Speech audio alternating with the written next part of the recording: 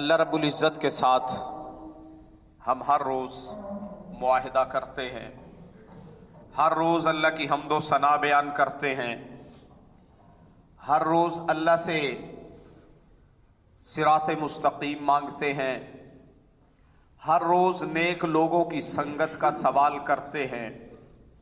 ہر روز گمراہوں کے اور جن کے اوپر اللہ کا غضب نازل ہوا ان کے طریقوں سے بچنے کی دعا مانگتے ہیں۔ لیکن نہ تو اس دعا مانگتے ہوئے ہمیں احساس ہوتا ہے کہ ہم کیا مانگ رہے ہیں، اور نہ ہی اللہ سے جو معاہدہ کیا ہے اس معاہدے کی تجدید کرتے ہوئے، اس معاہدے کو دہراتے ہوئے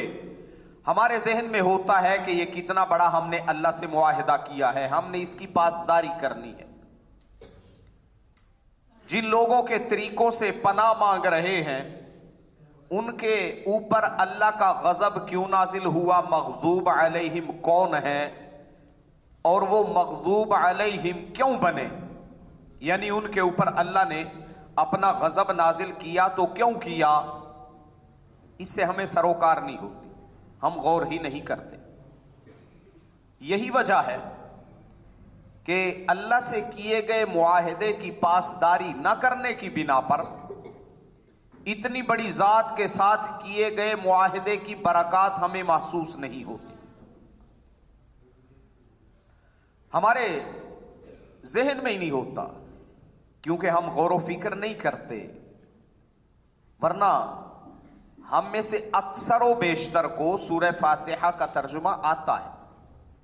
پتہ ہے کہ ہم کیا کہہ رہے ہیں، لیکن اس پہ غور و فکر نہیں کرتے، تدبر و تفکر نہیں کرتے، ہم سوچتے سمجھتے نہیں ہیں، ہم اپنا موازنہ، اپنا محاسبہ نہیں کرتے، اللہ کی طرف سے ملنے والے جواب پہ غور و فکر نہیں کرتے، اللہ کے سامنے جس طرح کی بندگی، جس طرح کی آہوزاری، جس طرح کے تذلل کا اظہار کرنا چاہیے وہ ہم نہیں کرتے، اللہ کی جس طرح عظمت کا احساس ہونا چاہیے،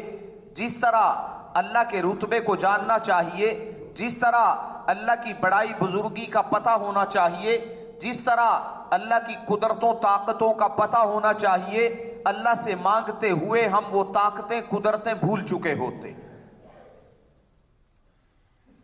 ہر روز امام صاحب سے ہم سورہ فاتحہ سنتے ہیں، ہر روز ہم کتنی رکعتوں میں سورہ فاتحہ پڑھتے ہیں، لیکن پڑھتے ہوئے پڑھتے ہی ہیں، سمجھتے نہیں ہیں، صرف الفاظ زبان پہ جاری ہوتے ہیں، ان پہ غور و فکر نہیں کرتے۔ ہم نے صرف وہ الفاظ رٹے ہوئے ہیں اور وہ الفاظ زبان پہ چل رہے ہوتے ہیں، گویا کہ اللہ اکبر کہہ کے کمانڈ دے دی ہم نے کہ اب زبان نے چلنا ہے بس۔ ورنہ عبادت کا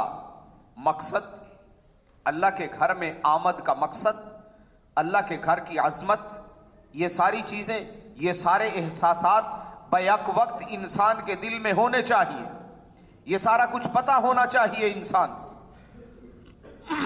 ہمیں یہ احساس نہیں ہوتا۔ ہمارا سلسلہ چل رہا تھا اللہ رب العزت کے ساتھ جو ہم نے عہد کیا، جس کو اللہ نے خود عہد کا نام دیا، ھذا بینی و بین عبدی ولعبدی ما سأل، اللہ کی طرف سے رحمت کا اعلان ہے۔ اللہ نے صرف یہ نہیں کہا یہ میرے اور میرے بندے کے درمیان معاہدہ ہے، بلکہ اللہ رب العزت نے تسلی دی کہ میرے بندے نے جو معاہدہ کیا میں اس کی پاسداری کروں گا، جو کچھ بندے نے مجھ سے مانگا ہے میں تو عطا کروں گا۔ لیکن بندے کو بھی تو چاہیے کہ پروردگار سے جو معاہدہ کر رہا ہے، جو عہد کر رہا ہے، اپنے نظریات، اپنی سوچ، اپنے افکار، اپنے عقائد، وہ سارے کے سارے اس معاہدے کے مطابق بنائے بھی۔ ایاک نعبد و ایاک نستعین، اس میں صرف بندگی نہیں ہے، صرف عبادت نہیں ہے، صرف آہوزاری نہیں ہے، صرف عاجزی انکساری کا اظہار نہیں ہے، بلکہ اس میں عقیدے کا بیان ہے کہ عبادت کے لائق صرف پروردگار تجھے ہی سمجھوں گا، جھکنا پڑا تیرے سامنے جھکوں گا, سجدہ ریز ہونا پڑا تیرے سامنے ہوں گا, کسی کے سامنے میری پیشانی نہ جھکے گی نہ سجدہ ریز ہوگی. یہ معاہدہ کر رہا ہے بندہ, ہر روز کتنی بار کرتا ہے. اور یہ بھی حقیقت ہے جب ہر طرف سے مایوس ہوتا ہے پھر اللہ کو گڑ گڑا کے پکارتا ہے. بلکہ ایسے کئی سارے واقعات, کئی سارے لوگ آپ نے دیکھے ہوں گے, سنے ہوں گے, مشاہدے میں آئے ہوئے ہوں گے, نمازیں پڑھتے ہیں